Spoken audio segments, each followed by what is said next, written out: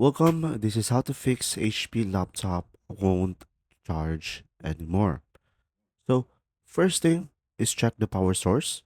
So make sure plug the charger directly into a working wall outlet, not a power strip.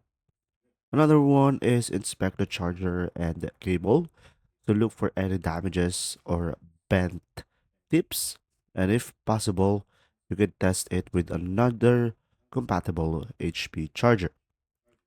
Now, another thing that you could do is do a hard reset.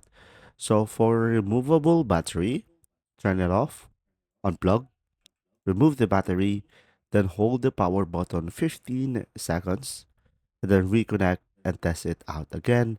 And for non-removable batteries, just simply unplug the charger, hold the power button for 20 seconds, and then reconnect.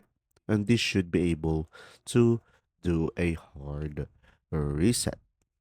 Now, another one is just simply run HP Support Assistant. So use it to run battery diagnostics and update BIOS if needed, and this should fix the issue.